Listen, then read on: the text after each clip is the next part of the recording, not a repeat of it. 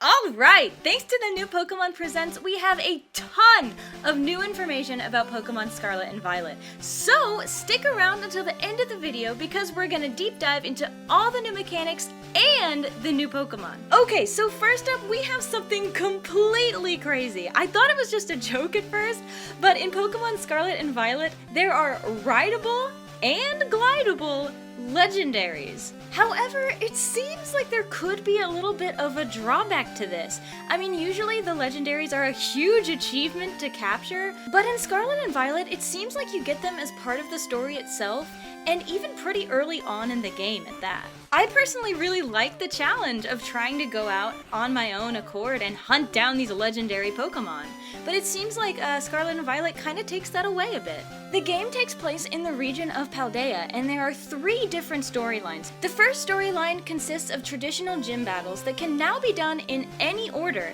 and it includes a victory road. However, no details concerning how these gyms will actually work were given in the presentation.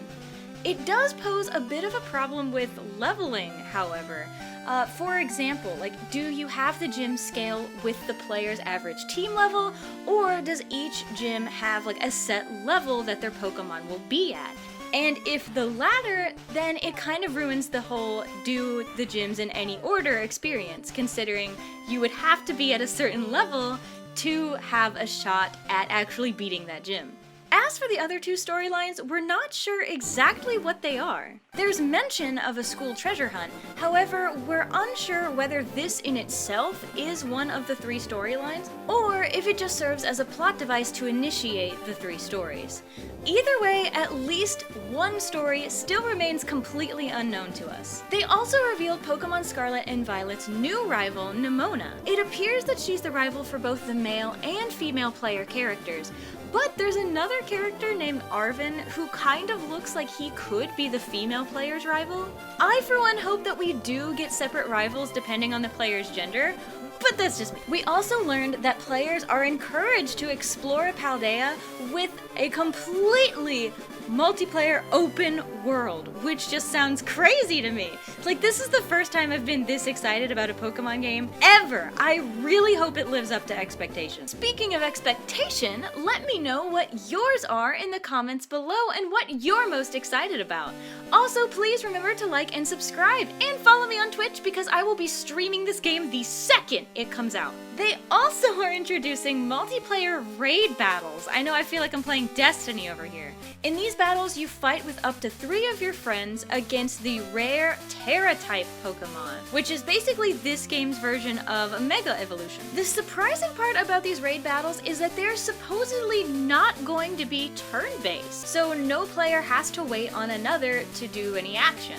I'm guessing that they're gonna kind of go a timer route with this, where each player has a cooldown between their actions so they don't have to wait on each other's turns to pass by. And this, I must say, is a huge, very welcome mix-up in the Pokemon series. I kind of hope that they continue this route in the future. It'd be really crazy fun to have a lot of fast-paced battles where you really have to think on your feet. But more about the Terra-type Pokemon. They seem to be this game's version of Mega Evolutions. Whenever they're activated, they kind of turn the Pokemon into a crystal form, which makes it more powerful, and they can even change the Pokemon's type. Players can also catch Pokemon with different Terra types, thus the multiplayer raid battles where you can catch rare Terra-type Pokemon.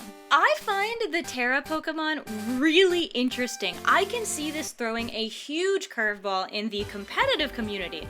Imagine the different combinations of Pokemon typing that you can have. I mean, mid-battle, taking a fire-type Pokemon and turning it into a water type or something. It would be crazy!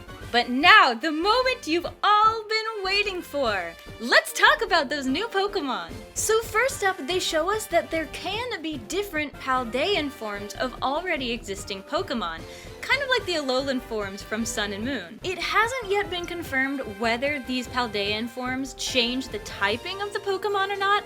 I would guess that they would, but there's no concrete evidence. I really like the idea of having different Pokemon forms. It keeps it familiar enough to be like nostalgic, but also new enough to be interesting and make me want to explore and find these new Pokemon forms. As for the new Pokemon, we have Fido and Cetitan. I'm speculating here. I think Fido looks like maybe either a normal or fairy type Pokemon, and then Cetitan probably ice or like steel or something. Maybe Steel Ice. Sounds like a good rapper name, Steel Ice.